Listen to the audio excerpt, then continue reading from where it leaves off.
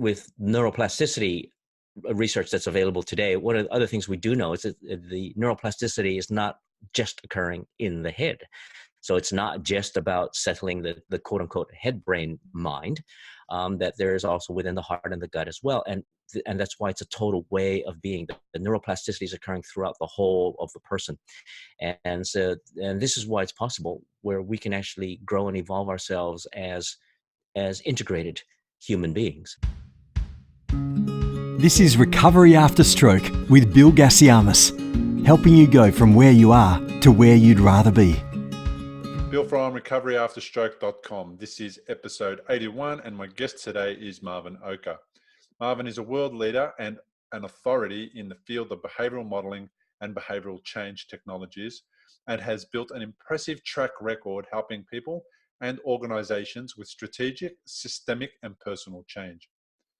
You can find out more about Marvin at behavioralmodeling.com. Now, just before we get started, I wanted to share with you that a few weeks ago, I launched Recovery After Stroke Coaching. The people who have signed up are now being coached by me and are being helped to overcome challenges, including fatigue, anger, isolation, amongst other things. For 12 months access, they paid only $149 US. So if you are a stroke survivor that wants to know how to heal your brain, overcome fatigue, and reduce anxiety, Recovery After Stroke Coaching might be for you. If you have fallen in the cracks between hospital and home care and desire to gain momentum in your recovery but do not know where to start, this is where I can help. I will coach you and help you gain clarity on where you are currently in your recovery journey. I will help you create a picture of where you would like to be in your recovery 12 months from now, and I will coach you to overcome what's stopping you from getting to your goal. During coaching, I will also teach you the 10 steps to brain health for stroke survivors and guide you through each step with supporting interviews from experts and information that is based on the latest scientific research. If you are one of the first 10 people to join Recovery After Stroke Coaching, you will get a one-on-one private coaching thread with me, access to the course 10 Steps to Brain Health for Stroke Survivors when released, access to member-only monthly group training calls, and access to the Stroke Survivors private forum.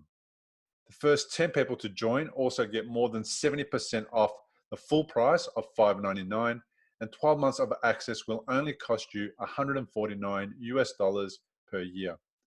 Be one of the first 10 people who apply for Recovery After Stroke Coaching now and get the first 7 days free to give it a try. After the 7-day free trial, you will pay the annual amount of only $149 US, and the price of renewal will never increase for as many years that you stay a member. Once the first 10 coaching packages are sold, the price will never be offered again. So take advantage of the 7-day free trial now by clicking the link below if you're watching on YouTube, or by going to recoveryafterstroke.com/coaching if you are listening online. And now it's on with the show. Marvin Oka, welcome to the podcast. Oh, thanks, Bill. It's such an honor to be here. Well, so it's going to be a fun interview because you've got a real depth of knowledge in many areas. Mindset is one of those. And if I could ask you the first question, which is, what is a mindset and how do we come to have a mindset? Yeah, it's a great question because it's one of the often used words around the place. And most people really haven't thought through really what's involved in it. You know, it's been used interchangeably with things like attitude, for instance, to have a mindset. Really, for a lot of people, they're saying you need the right attitude. But even that alone is not very helpful as a set of words. I don't know if you can recall, Bill, but I know certainly when I was growing up as a young boy, I was often told, you need to change your attitude. And yeah, and it's one of those where it's like, okay, great. I don't even like, aside from the word how do you actually shift attitude? But often I didn't even understand what people actually meant. What do you actually mean? Any more than when someone says you need the right mindset. Okay, wonderful. What does that actually mean? Now, mindset's not one thing. It's not just just attitude. If you actually break that down, it's the result of a range of things, from your perception of the context, which we can talk about more in just a moment, your identity, your values. It has to do with your motivations. It has to do with what you think the outcome or the goals are in any particular situation. It has to do with your psychological orientation, which is also built on your personal history and all your preferences and biases. So it's a long way of saying it's not one thing, it's many things, which is why it's very slippery to try and get a clear, concise definition. Since I would assume instead of looking at it from an academic or technical viewpoint, what's the definitive definition of mindset? I think probably for your listeners, we're probably talking more about the practical side of things. So really the question is, given what kind of psychological orientation you're in, is it helping? Is it serving? Is it the appropriate attitude, mindset, or orientation for what you're trying to achieve? And you can tell if it's helping you or not, because you'll experience if it's not helping you. If it's not helping you, you're going to experience things like frustration, right? or anger, or stress, or anxiety, or worry, or depression, or whatever it might be, which tells you right off the bat that it's not necessarily the external world. In our particular world of neurobehavioral modeling, we take a look at what we call the blinding flashes of the obvious. You can have two people in the same situation, and one person will be under great stress and in various forms of suffering, and another will be more resourceful and find their ways to generate choices and options in which to respond properly or effectively to the situation. So clearly, it's not the situation. It's one's mindset, quote unquote mindset, or psychological orientation in how to respond to that kind of situation. Of course, though, when you're in what we call an unresourceful state, it's totally unhelpful if someone just says, well, you need to change your attitude, or you need to shift your mindset. Thanks a lot, but I'm not in that mindset, so your advice is not only not helpful, it's downright irritating. It makes things even worse. So this is the issue. The issue is probably less about the mindset itself. It's more about, in my particular view, what we call the meta consciousness, the ability to stay at choice, to be able to choose your orientation to a particular situation. And the first step is recognizing when the orientation you're in, your psychological orientation that you're in, is not serving. Because if it's serving you, fine, move along. Right?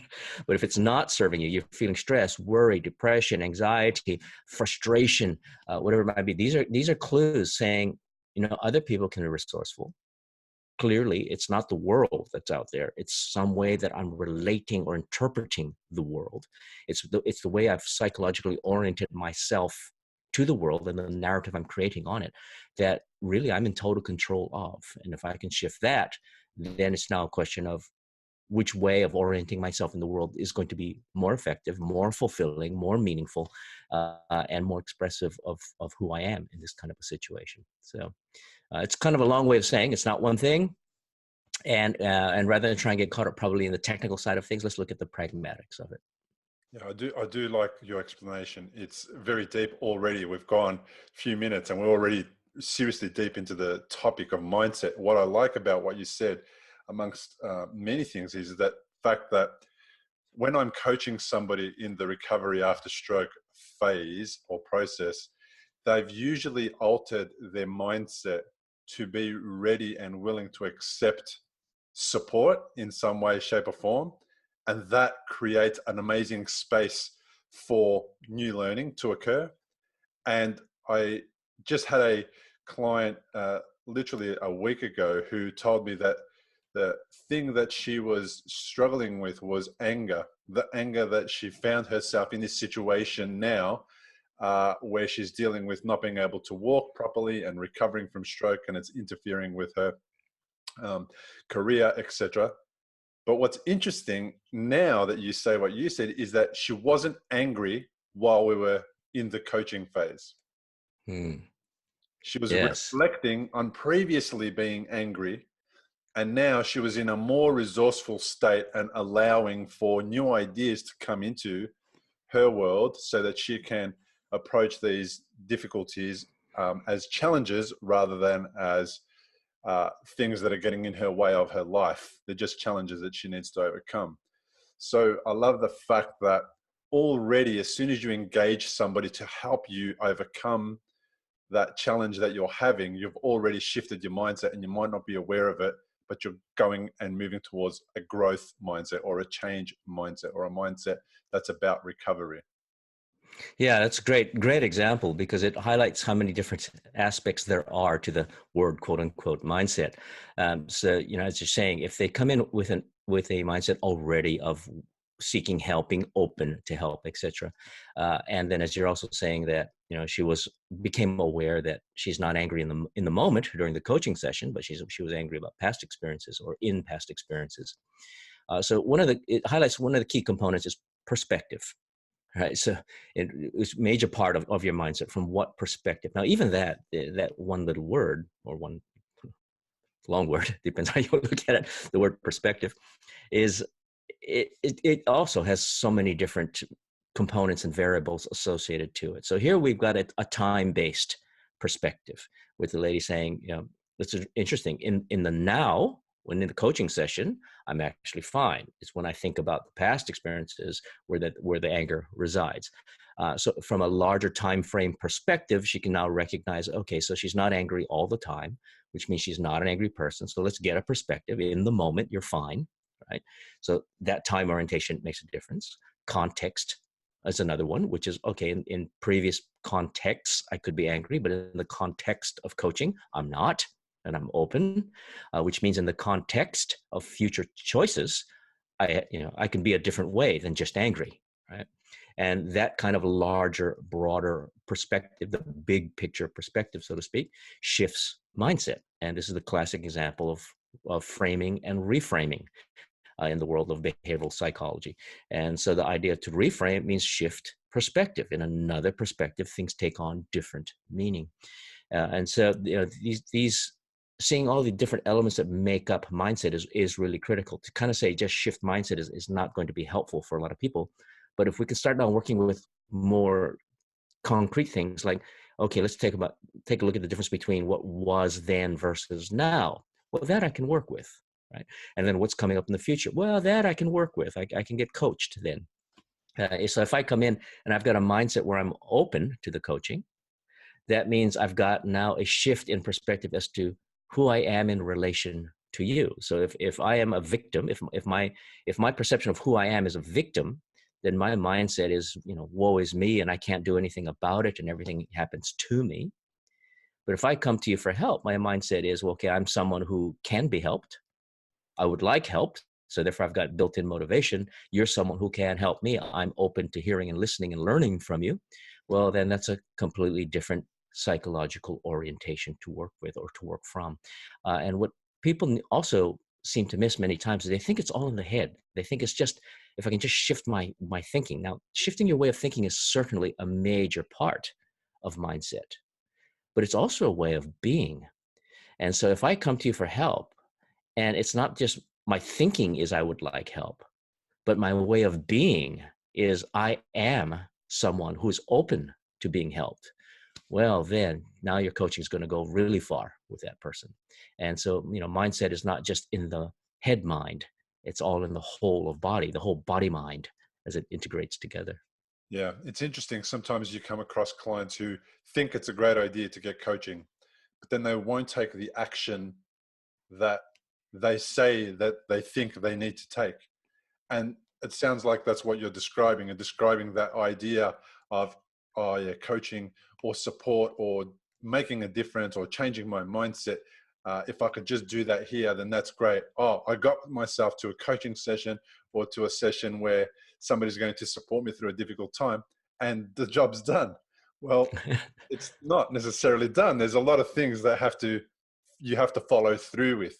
And one of the things you mentioned just a little while ago was you talked about, people turning up as victims. One of the great things about uh, the stroke community is they call themselves stroke survivors, and you never hear the word stroke victim, and that automatically sets them up for a different path towards healing and recovery, because they are talking about surviving and overcoming.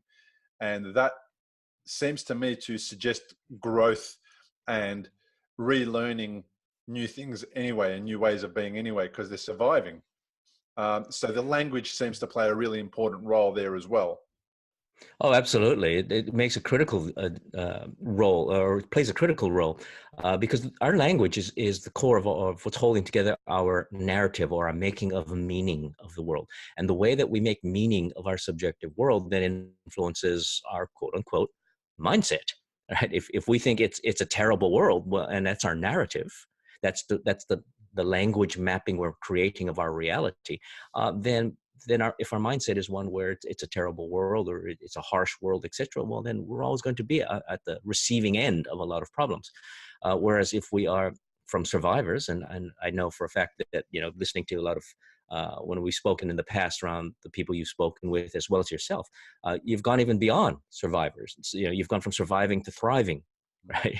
And so now you've got people that are identifying that with themselves. They've got a narrative that shapes their mindset around not just surviving a stroke, but actually now they're better off because they actually have a different mindset where they value things differently, they appreciate things differently, they're more in the moment and more in present, and their whole way of being has, for lack of better terms, evolved into greater levels of authenticity, deeper levels of authenticity.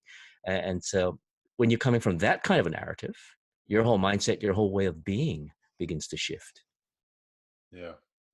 I certainly notice it with myself. There's times where I do things where I think it's a great idea, but I'm using words that don't support the other stage of the process, which is I'm going to do this part, I'll go there, and then I'll talk about how hard it is to do the action steps or the homework, or how I don't have time, or all those things. And then I'll get to the point of having a great idea, taking action from one point, and then kind of interfering with that achievement or that goal or that outcome by using different words to stop me from taking those necessary steps. And it's in coaching, and it's in reflecting, and it's in conversation with other people that allows me to have that checked. And I don't say that in a negative way or a pupil teacher kind of way, but I say that more in I speak to people and I surround myself with people who have permission to say to me, hey, Bill, did you realize what you just said? And how maybe that will interfere with what it is that you're trying to achieve with your outcome. And then that allows me to reflect on what I said and perhaps notice myself doing that at times where it's a critical moment in my action taking to get to that step. And noticing myself is a skill that I never had before. It's a new skill that's come up. I notice my words, I notice my actions, I notice my interactions, and it makes a big difference in how I've been able to get through the stroke recovery journey from nearly 8 years ago, that when it started, to this point where um, the learning never stops and the noticing myself never stops, because there is a way that sometimes you can revert back to an old mindset that doesn't serve you. Yeah. Yeah, you've brought up again a super important point, and something we spoke about right at the beginning in our conversation, which is this idea of to really approach mindset well. You want to approach it in terms of choice, in terms of metacognition, or your meta consciousness. Whereas you're saying you're able to observe yourself, you're able to make different choices. You can actually choose between your mindset. You can become aware of one when it's not working, or a particular mindset when it's not working for you, and then choose a more appropriate one, a more effective, or what we call in our language an ecological one. It works better for you as a whole system, as a whole person. And this idea of metacognition is absolutely critical when approaching the development of one's mindset. Otherwise, as you've rightfully pointed out, you don't want to get stuck. You don't want to swap one mindset for another and then just get stuck in this other one, right? Otherwise, someone kind of go shift your mindset, and okay, they've shifted it, but now they're just stubborn. Now they've adopted a new mindset that they just won't let go of, and it's like, well, hang on, as a person, you're continually evolving, you're continually growing. So, you want to continually be shifting and evolving your mindset as well. And it also comes back to, in our particular field, we look at things in terms of processes. So mindset is not a thing that you have. It's not uh, it's not like having a proper mindset. You actually do it. It's actually a set of internal processes that you actually do. And if we break that apart and we put it back into its process forms, we put those set of words back into its process forms. We have mind and we have minding. So when you're minding something, what are you doing? Well, you're paying attention, aren't you? Right? You're noticing. You're paying attention. You're observing. You're minding something. You're taking care of it. And so you're taking care of who? In this particular case, you're taking care of yourself. So we can also look at the word set, and we can look at the word of setting. So, how are you setting your way of minding things? But I like to maybe broaden the word a little bit and say settling. So how are you settling your mind into something? Oh, wow. Right? And if we now look at the latest findings in neuroscience that do not separate mind and body, that Cartesian split of mind and body as two separate things no longer exists in the world of neuroscience. They recognize they're part and parcel of the same system. They're different aspects of the same system. So more enlightened neuroscientists will use the one word of body-mind as one word. Just so as one word showing two facets of the same system. How the body, if you're not if your body is not functioning really well, obviously it affects your mental emotional processes, but your mental and emotional processes can affect how your body functions. So they're not two different things interacting with each other. They're part of the same thing. And so if we look at the body mind and how are you settling into your body mind? How's your body mind settling into itself? In other words, it's another way of saying it's how are you doing your way of being in the world? How are you settling into a way of being? And this is why it's not just thoughts, right? Mindset isn't just ways of just pure only thinking. It has to integrate thinking, emotions, body, actions, motivations, values, and your internal spirit as well. Your levels of deep authenticity have to come and express itself through this quote unquote mindset. And so when we, as a neurobehavioral modeler, when we unpack it and we start to look at how is someone settling in the way they're doing their body mind or their body minding, how are they minding themselves? Then you start to see things completely differently as to what it actually means to shift mindset. Basically, what it means, in a most practical sense, to be able to shift from an unresourceful mindset to a more resourceful one isn't just shifting your thinking. It's about evolving your way of being. It's about self-evolution. It's about real growth. It's about emerging deeper levels of authenticity and more congruent expressions of who you are. And so when we really want to get into shifting, transforming mindset, we are talking about the development or even evolution of human consciousness of a person.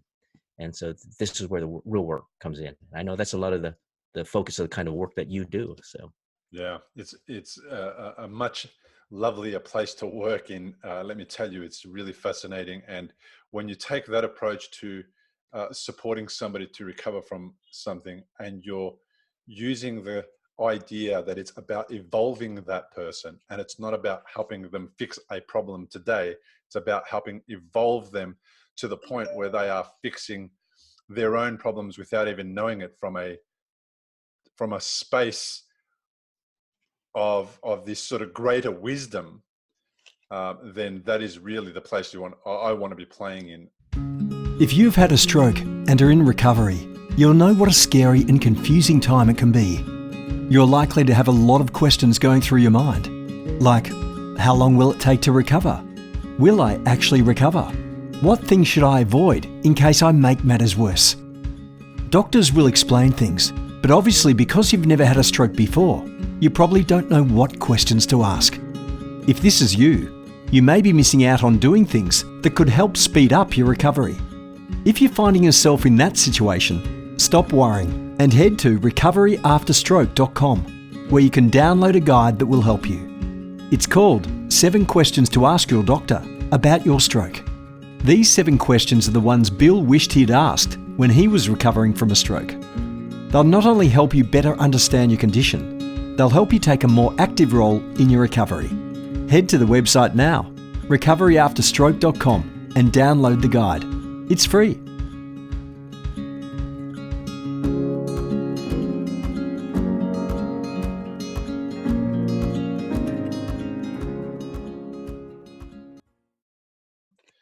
when we spoke about mind settling, that's a beautiful way. I've never heard mind settling being used before as a way to describe the mindset that I was familiar with up until right now. And I had a problem with that word mindset. And it was because somebody who's not expanded in their way of thinking, and I'm certainly not that expanded yet, but I'm getting there, is I looked at the word mindset and I saw the word mind and set. And when I That's hear right. set, I think of concrete. It's set. I change it. And when I think of mind, I put those two words together, and it's like even the word automatically from just straight out of the gate suggests kind of, if you're that way inclined, that it's hard set and we can't change it. But we know that's not true now because of things like neuroplasticity. That's right. That's right. And again, as you're well aware of, Bill, with neuroplasticity research that's available today, one of the other things we do know is that the neuroplasticity is not just occurring in the head. So it's not just about settling the quote unquote head brain mind, that there is also within the heart and the gut as well. And that's why it's a total way of being. The neuroplasticity is occurring throughout the whole of the person. And this is why it's possible where we can actually grow and evolve ourselves as integrated human beings. Why the mindset isn't just a shift of thinking, it's also an emergence of deeper core authentic values, about an expression of your core, what I just simply call core essence of who you are at the deepest level. And this idea of, with coaching, where we're looking at the evolution of consciousness of someone. The challenge, I think, for a lot of people is that when they're in a particular or doing a particular mindset where that mindset is creating a lot of suffering and pain for them, a lot of mental, emotional angst and suffering, to actually entertain the idea that there's another way of doing oneself, another way of being, that where this form of suffering doesn't exist, where more choices are available. That all sounds impossible, okay, unreachable to someone who is suffering, right? And that's why, as you're saying, this is why people like yourself, when they're coaching people, it's taking them to that place where this new level of authentic ways of being can emerge, right? This new self-evolution is emergent. They can't see it from where they are yet, but with guided processes, with help, with support, with the right levels of entrainment space that's created, they can access. They can have a way to access new ways of settling a body mind, a way of doing themselves, where there emerges new choices that they could not see before. And this is the form of generative coaching that I know you do, and this kind of coaching that I do.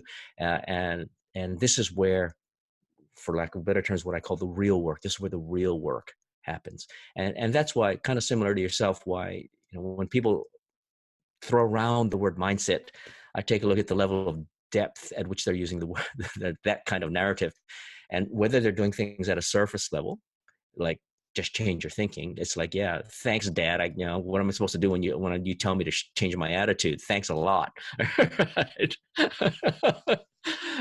As opposed to someone who really understands what it actually means to actually shift the way that I think, value, feel, connect with myself, and emerge a new way forward that's more deeply authentic, more fulfilling, more expressed. And when that happens, now the words mindset now really have meaning. Yeah, they sure do. One thing I've become aware of as I've gone through my own evolution, in 45 years of being on this planet, is that my mindset may not have been mine. It may have Yeah. come from somewhere else. I may have been partly influenced by my schooling, by my parents, by my boss, by all these other people who may have somehow infiltrated my mindset and laid down another mindset, or partly some of their mindset. And now I'm walking forward in life and I'm experiencing these things, and I'm wondering, why I feel certain ways, or why this is not working for me, because potentially what I've not been able to develop is an awareness of what my own mindset should be? Hmm. How Hmm. do we become aware of how we've been, for lack of a better word, entrained in a way that is not authentically us, that is somebody else's way of being? And how do Yeah, we look. change and shift? Yeah, look, that's a superb question because it's at the heart of almost all wisdom practices for millennia. And there's so many different ways to try and go about it. But I'll talk about one right now only because it's fresh in my mind, because I've just been recently reminded of it as I've been working on a particular project looking at various forms uh, of meta philosophies and working with a colleague around looking at meta ethics, and working with another colleague around development of one's generative philosophies of the world. You know, your for lack of better terms, it's a little bit a slightly different nuance to mindset, but it's your background framework that you're reaching for to make sense of the world and to make decision and to make your decisions and actions. What's guiding the wisdom of your decisions and actions? And one of the ways to explain this, Jean-Paul Sartre had one way of explaining this, and in his philosophy of his in that genre of existentialism. And one of his phrases, one of his famous phrases, is that we are condemned to freedom. And that and he said, because as humans, we are always free, but there's a part of us that recognizes this, and it has this ongoing anguish and angst, knowing that we're free, right? And it's scary, right?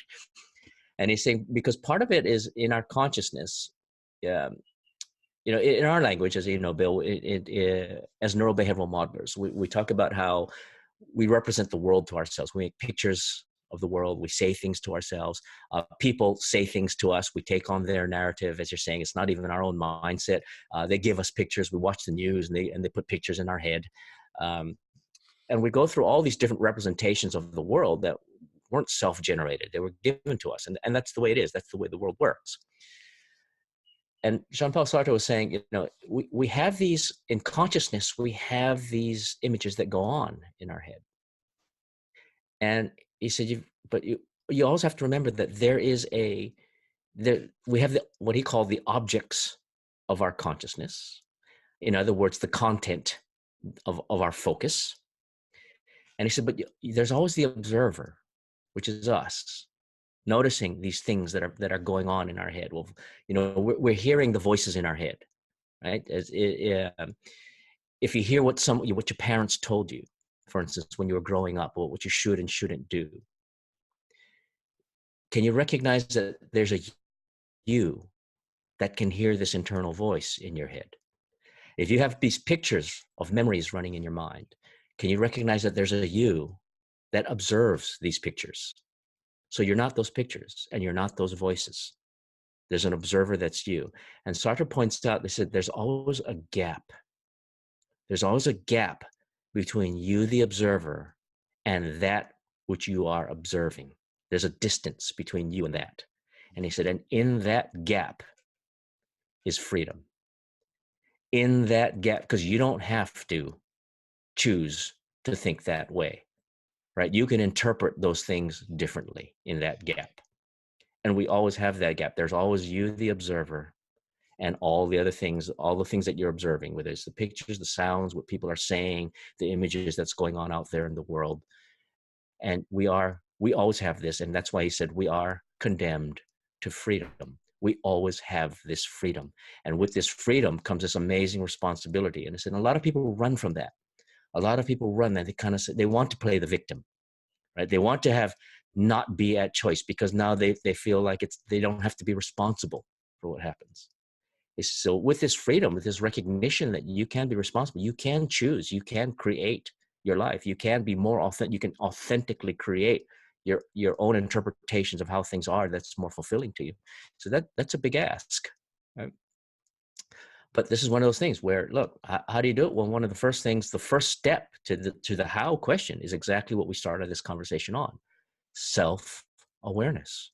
You have to become aware of your own thoughts. your own internal the internal voices running in your head, which may not even be yours, right? The pictures running in your head, all the things that the external world tries to well, but it's not that they intentionally try to do this, but it happens. The news, etc. It all comes. You know, we all grew up, people telling us things, and is what Gurdjieff said. He said we need a guardian at the gate of our impressions. So all the impressions that we take on, all the pictures that we store in our head, all the things we say to ourselves, all the recordings that we store in our head, we need a guardian at the gate of these impressions, just saying, do I choose this? Do I agree? Do I not agree? Whatever it might be. Because if you don't have this level of meta-consciousness or self-awareness, then you just take it on. You just get conditioned. You get programmed by society. Yeah. And so a lot of this choices is becoming aware of the programming. It's not a bad thing. It just happens. Right?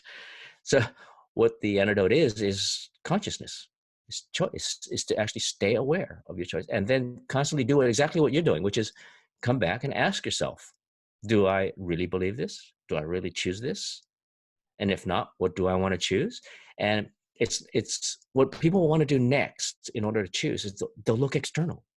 They'll say, okay, what should I choose? Well, there's no should. All there is what is authentic to you in this moment. What do you choose in this? And there's this old game that's played. I don't know if some people are familiar with the game. Are you familiar with the old chocolate and vanilla ice cream game? No, tell me.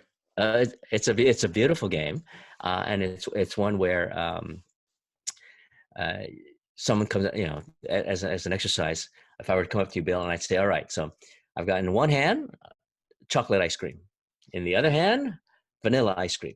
All right, choose which one. Vanilla. All right, and vanilla. Okay, so why did you choose vanilla?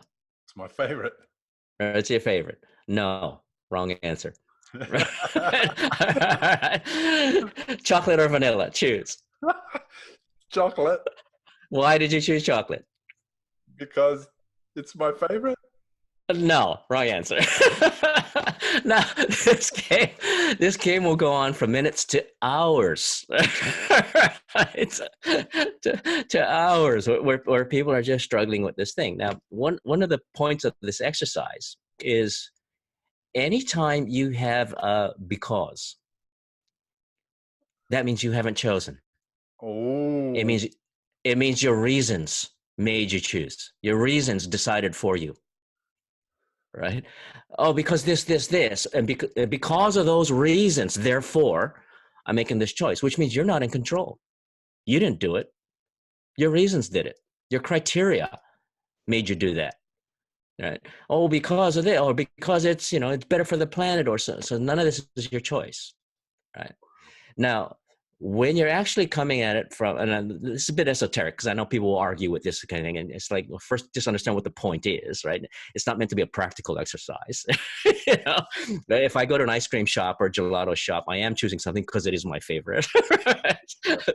But the point of the exercise is, that if you're coming from pure choice, then you would hear narratives coming out of someone like, choose one. All right, chocolate. Why did you choose it?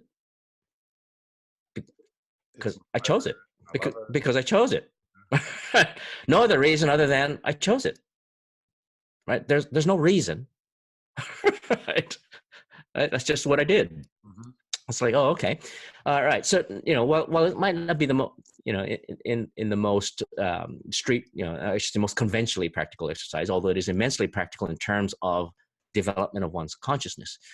So in terms of what is it you really choose? Look, at the end of the day, in the moment, be truly self-authoring, to be authentic and self-authoring, truly self-creative in that moment takes tremendous levels of awareness and consciousness. Now, I'm not saying that one should be doing that all the time, although that would be like a lovely nirvana type state. But it is an important concept. It is an important light on top of the hill. I should say a flag on top of the hill to actually be aware of, to recognize. Okay, if coming back to your question, how do I choose? Well, look, at the deepest level, how you choose is stay connected to yourself, stay connected to what is authentic to you in that moment. Now, that's a big ask. That's far easier said than done, right? But that's why it requires strong degrees, extreme degrees of constant self-awareness. Well, then the core question now becomes, how do you actually develop self-awareness? Well, you develop it by being more self-aware on an Practice. ongoing basis. That's right. It's not an end state. It's an ongoing thing. There's always another level of self-awareness we can get to. So, the thing is, it comes back to mindfulness practice in the most simple terms.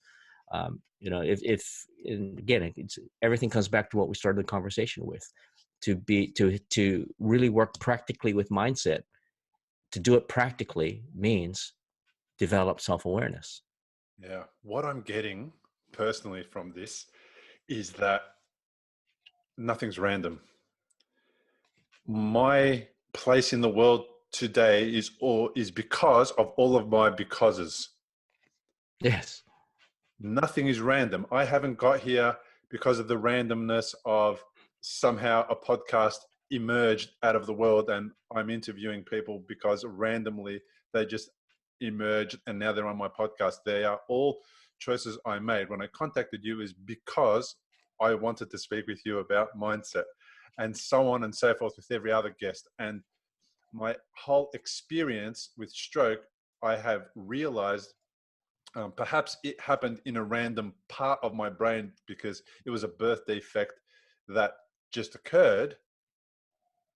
However, a lot of the things that I did created the perfect storm for that bleed to occur.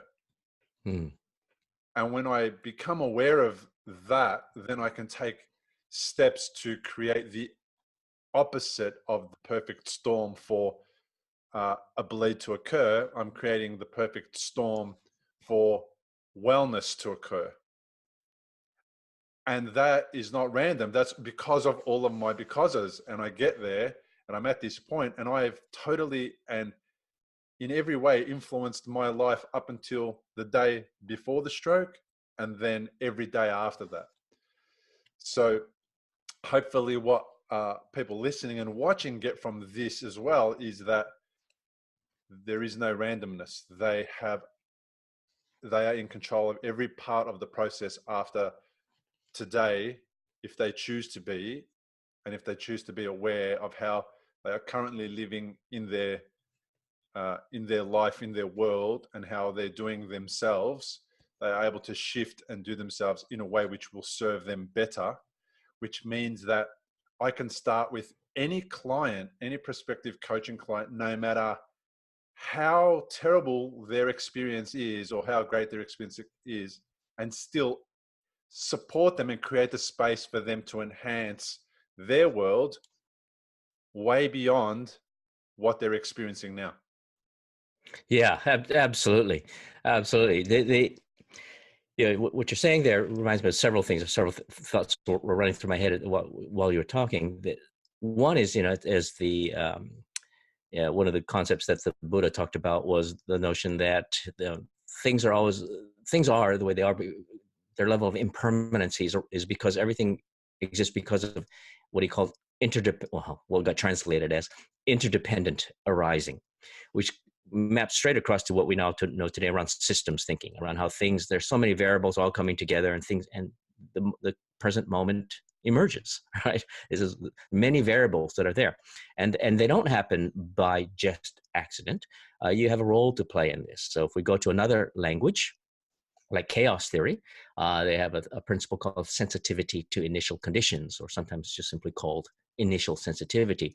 And it gets translated into, some people have heard the metaphor or analogy around, or more of a metaphor around, a butterfly flapping its wings in Texas can create a hurricane over in China. Mm-hmm. And because in a highly volatile system where there's a lot of interdependent arising conditions like the weather conditions, something subtle like a butterfly flapping its wings can create subtle air disturbances that that have repercussions throughout the entire system that end up as a hurricane over somewhere else in the world around in China. Right. Now, keep in mind that you are like that butterfly, right? Choices you make, everything you do, creates all these other interdependent arising variables around you, from people responding to you to new opportunities opening up, certain ones closing down. Every choice you make has repercussions all around you, and they keep emerging how your life is going to unfold. Right? So how do you make sure that you're not just a ship on a stormy sea being battered about by the winds? Right? How do you know that you're not just being blown away as a butterfly somewhere? Well, this is where we go to another language, which is where the great mythologist, when he was alive, Joseph Campbell, the founder of the hero's journey, one of his great pieces of advice was to follow your bliss. Right? At the end of the day, it's like, so what is it? If you're deeply connected to yourself, what is it that makes you come alive? Start following these things that deep inside yourself is saying, this is fulfilling. This is more of an authentic expression of who I am, whatever it might be in that moment. And when you, as like a butterfly, flap your wings following your bliss, the interdependent arising around you, your life will start emerging in a much more blissful direction that way. And so you are at choice. And the thing is, as you know, as Jean-Paul Sartre was saying, we're all condemned to freedom. We all have this, but deep inside, there is this, from what I can see from other wisdom traditions, there's like this essence. There's another language. What we can talk about is free energy.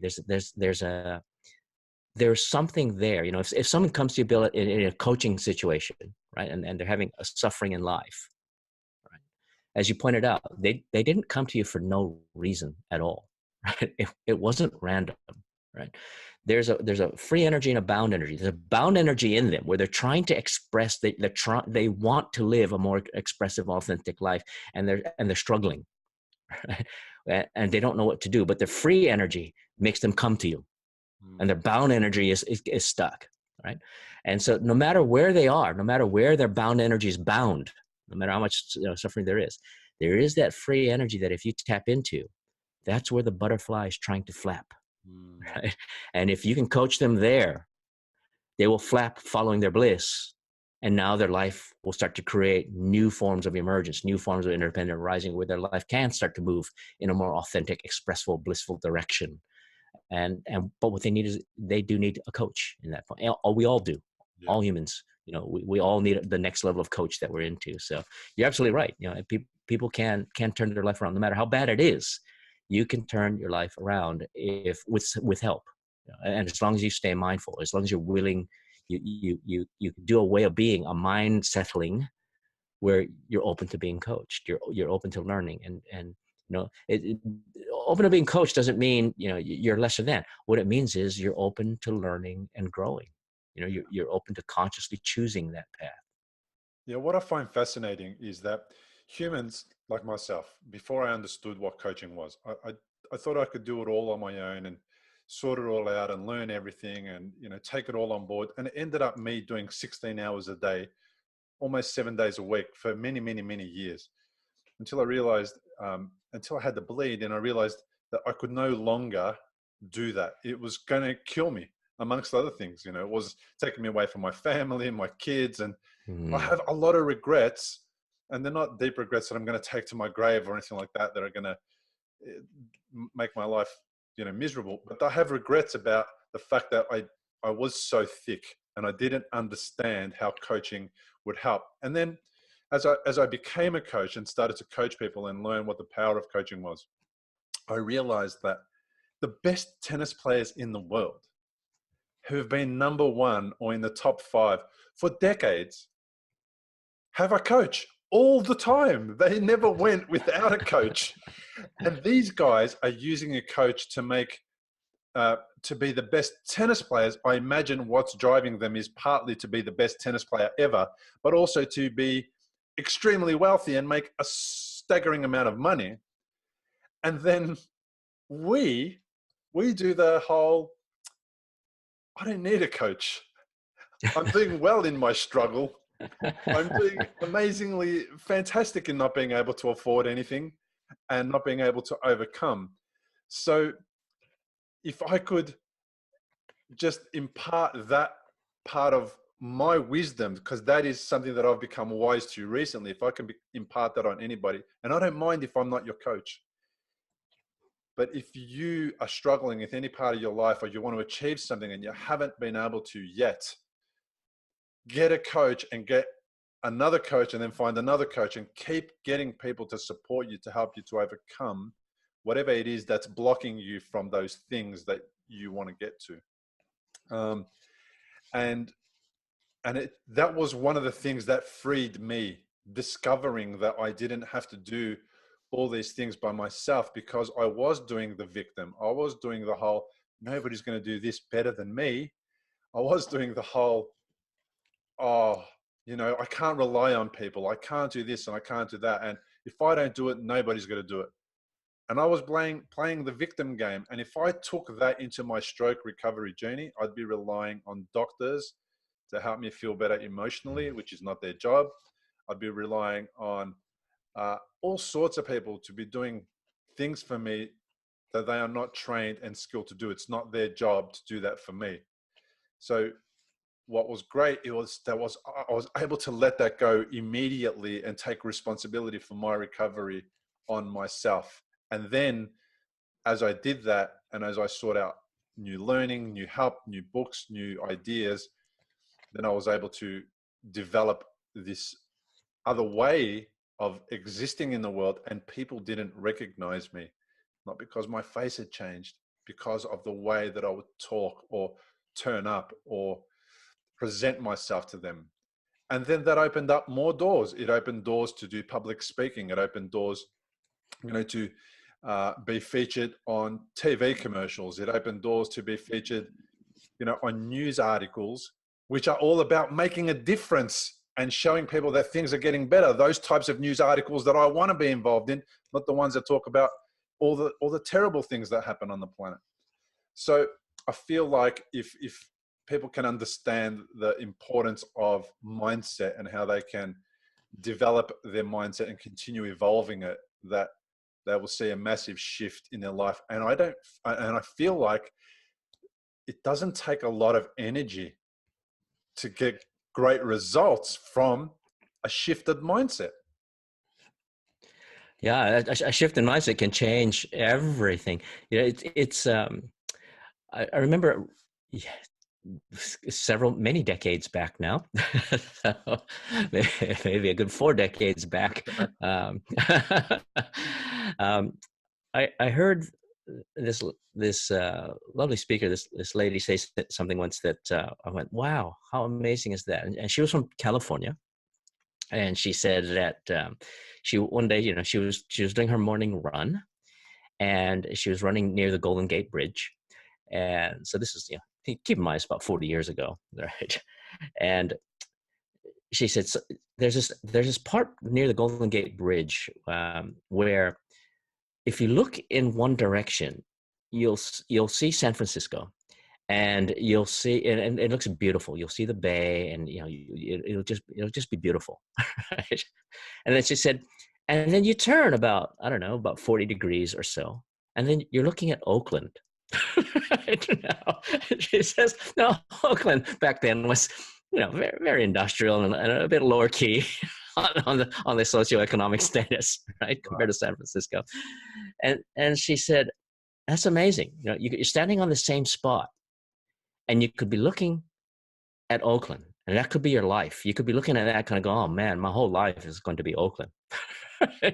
And she said, but standing on the same spot, if you just shifted 40 degrees, you'd see San Francisco and all its bays and how beautiful it is. Yeah. And she said, for the same place, just a slight turn of 40 degrees, and it would be a whole different view, right? And I thought about that, and I thought, look, aside from the fact that I'm assuming, 40 years later, hopefully Oakland's a lot better these days. I haven't been for 40 years, but I did think, what a great analogy, right?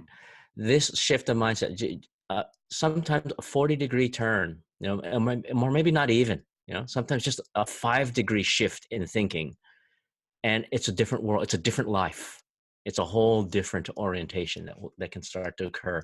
And you're absolutely right. This huge change. And one of the things you highlighted, Bill, when you're just talking there, is one of the key things is, you highlighted around these top superior, sports performers, et cetera. And you said, maybe it was to be the best in the world, or whatever it might be. And I think it does in some ways start there, which is, you've got people that may come to coaching because they have a problem, and their whole quote unquote mindset is, how do I fix my problem or get rid of it?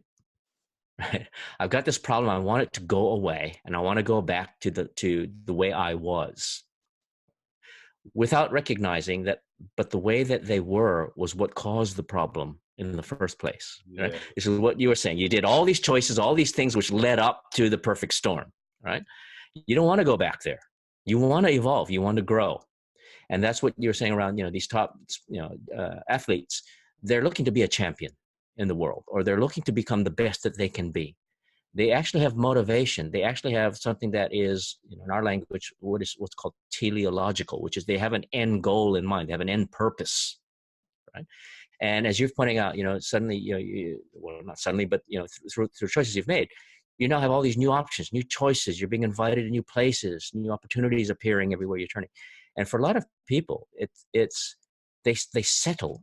Their mindset is one where they settle for a life that is conditioned. They actually think this is how life is going to be, and that's what it is. And if I have problems in life, I need a coach to get me back to this standard of life that I think is the standard. What they don't realize is, if you set your goals to be the champion of your life, to win the championship of your life, which is going to be more of how could life be? Right? Life could have far more opportunities, far more fulfilling ways of living life, far more ways of expressing who you are in the world. What if your life was that, rather than get back to the life that was conditioned beforehand? How do you make your choices there? And I think when people are mindful enough to kind of say, look, this life of suffering, this life of continual challenges, this life of continual stress and anxiety is not me. This is not who I am. This is not how I want my life to be. I want my life to be more authentic, more fully expressed, more motivated, more bliss. Set your goals then. Now you actively go seeking for a coach, because now you recognize, I can't get there on my own. I need someone who point out things that I don't see about myself. I need people to help me point out my blind spots and my ways of thinking, my ways of being. I need people that can accelerate my development, because I don't have forever on this planet. And that's when they actively go and seek a coach. And that's when you get the people that will show up ready to learn, with the mindset for real growth, real development. So I think it starts there. Yeah. Yeah. One of the things that comes to mind when you mentioned about going back to being the person who you were before the stroke. I think is Einstein that said, you can't solve the problem that you've created with the same thinking that created the problem. That's right. And that's right. Going back to where you were before is just going to be a couple of days or months before a stroke. And That's right. you don't want to be leading up to those days or months before the stroke, because we know what happens. We've been there before. That's right. Your work is neurobehavioral modeling, amongst other things. And recently I've sat in and done the course to understand and learn how to be a neurobehavioral modeler. And I mentioned that because you just said something about how we can accelerate our way to change and to evolve. And it comes to my mind that one of the things that we could do is model other people.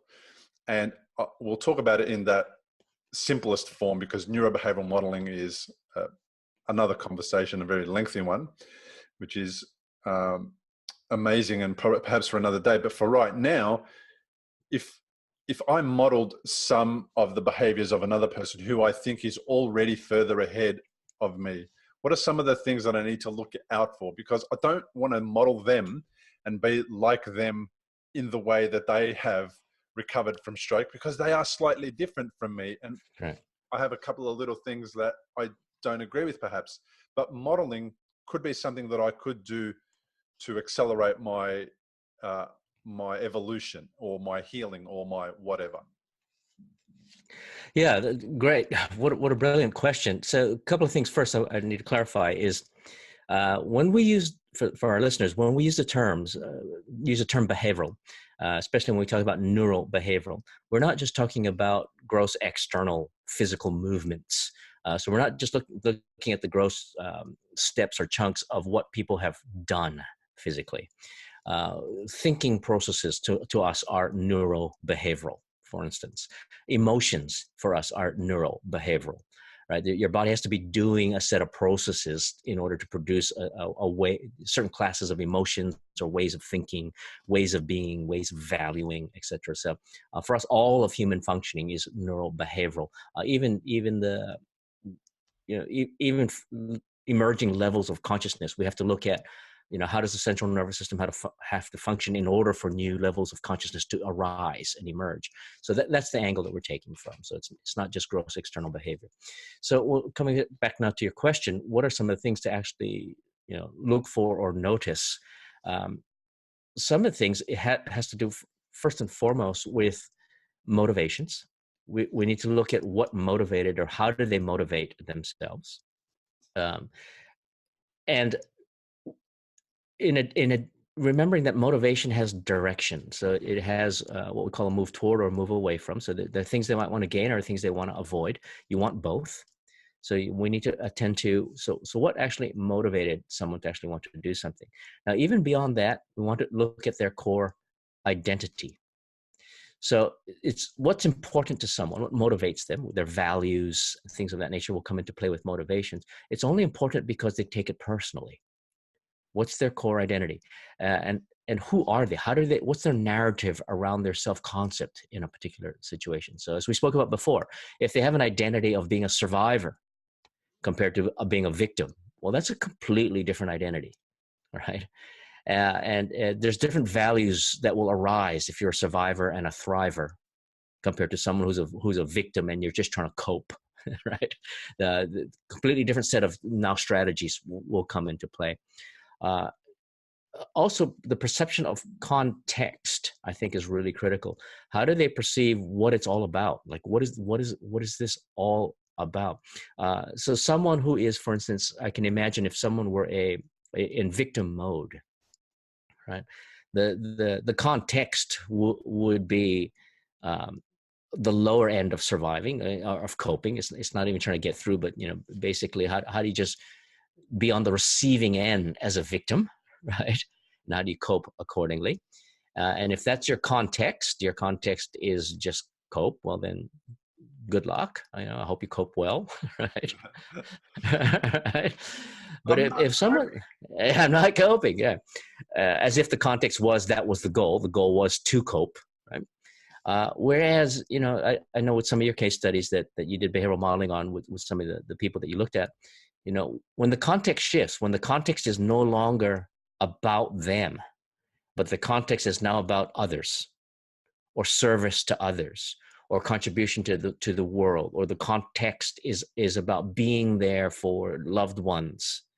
If that's the context, then who they are, their identity changes, right? And then their values change. Their values are not just, how do I get more for me? Their values is about contribution. It's about service. It's about all those types of things. And that's where their psychology now comes alive. And that's where their mindset really starts to shift, and their ways of being are starting to shift. So, if I were to look at just if I had to pinpoint down some core things, I'd want to know, if you're someone that I want to role model, how are you perceiving what the context is? What is the game for you, right? And how is it different than the way I'm establishing what I think it's all about? How do you define who you are in this, and what's important to you? What values are now important to you in all of this, right? And because that's where the big mindset shifts come in. The rest, as to how you do it, how you think about it, that's all how to, right? And that's equally important, but it comes after the big mindset shift. Because if you're not connected to a bigger context, a more evolutionary identity, a more authentic set of values and beliefs. If you're not connected to that first, you're not even going to do all the how-to. You're going to talk to the person, you're going to go, that's interesting, and then you're just going to go back and do your same identity from the same context with the same values, and then wonder why nothing's changing. The real change is going to come from the context, identity, and values and beliefs levels. Yeah, I wasn't clearly aware of that, but just in you saying that now, it really takes me back to my shift. And my shift really occurred when it became about, I need to be here for my children. It came, when I need to get better so I can be there for my wife, for my family at large. And then when I started sharing stories and people would share their feedback and say stuff like, I needed to hear that, or thank you for that, or I can relate to that, or I'm not alone.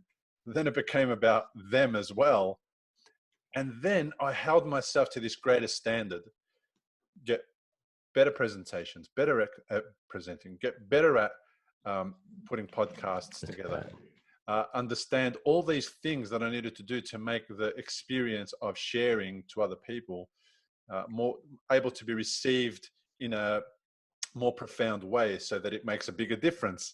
So I'm putting the same effort in my podcast episodes. They take an hour, we transcribe them, but now we've added, people can download a PDF, so that if they do not like to just listen, they can actually read the PDF and they can underline, like I love to do on blank pieces of paper, to make things stand out, or to put it in my my desk or my folder somewhere where I can pull it down and just flick through it at any time. And then from there, I have also made it possible for people to download on YouTube. So if they prefer to watch and see us interacting, they can do that there. And when I think about how I made all those decisions, it all started from the very first moment where I thought, wow, I might not be here tomorrow. What will my children think of me if I croak it and I'm not around?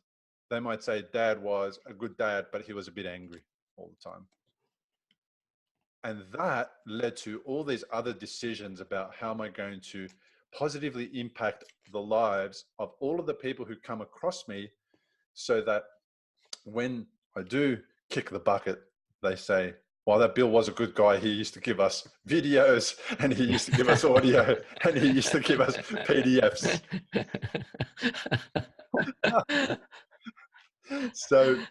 So I love that you shared that, because it's really brought me back to my why.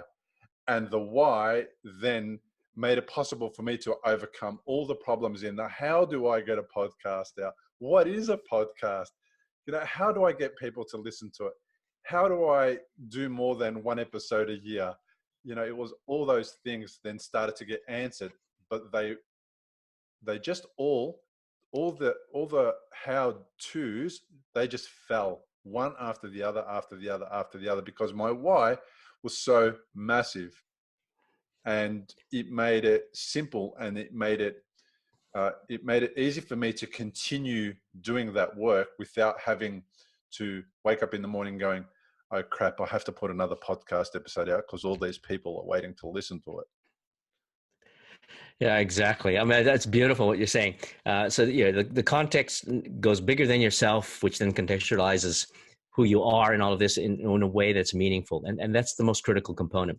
As you've just so beautifully pointed out, all the how-to becomes a natural expression of who you are and your desire to serve, your desire to contribute, as opposed to just having another bunch of things on your to-do list. So you can look at all your online marketing things and go, oh gosh, I got to go produce a YouTube channel and I got to create podcasts and oh geez. But if it's a natural expression of who you are and your desire to serve, if it's part of the alignment between your context, your identity, your values, your beliefs, all starts aligning internally within you, and it's a congruent expression, then you're following your bliss. And of course, yeah, as you say, things just fall into place. The interdependent arising will now be wonderful, because you're as a butterfly, you're flapping your wings. Everything's now shifting around you, and it's emerging your life forward from this point in a way that's meaningful. Comes all the way back to exactly what Viktor Frankl was saying, in Man's Search for Meaning, which is, as long as the key to his survival in the Nazi prison concentration camps, his key to survival, as he pointed out, was having identification with a larger purpose, something larger than oneself that brought meaning to things. And this is the whole point, to make sure that it's that what you're doing is meaningful. This is what Campbell's saying. Follow your bliss, right? This is what you're doing now is meaningful. It has purpose. It has natural, authentic expression of who you are, congruent way of being and expressing yourself into the world, and that is closer. What I would think is meant by looking at from a neurobehavioral modeling standpoint, mindset, right? It's not just the thoughts running through your head. It's the way you're settling into your body mind as to who you are and how you're expressing yourself into the world. And that's real mindset at that point. That's a beautiful way to end the podcast. Marvin, thank you so much for being on the Recovery After Stroke podcast. Thanks, Bill. It's an honor. And, I'm such a big fan of your work, and I just love what you do. What you're doing is making a huge difference out there. So thank you. Thanks for inviting me, and thank you for doing what you do. Well, I hope you enjoyed this episode. Thank you for listening. As mentioned during the interview, you can now download a PDF of the full transcript of the episode, which you can print and make highlights on or take notes on. Just go to recoveryafterstroke.com, scroll to the most recent episode. When you click on that episode, it will take you to the episode page. And when you scroll down just a little bit on the episode page, you will come across an orange download button. Click the orange button and enter your email address, and the transcript will be sent direct to your inbox. Now, if you enjoyed this episode and think that others might appreciate it, it would really mean a lot to me if you shared it on your favorite social media platform, as this will make it possible for other stroke survivors to find recovery after stroke, and it could make a massive difference in their life or the life of one of their loved ones. Also, I would really appreciate it if you left a 5-star review on iTunes and gave us a like on YouTube. The more social media positive responses we get for the podcast, the greater the chance that other stroke survivors are likely to find the community. Thanks again for listening. Discover how to support your recovery after stroke. Go to recoveryafterstroke.com.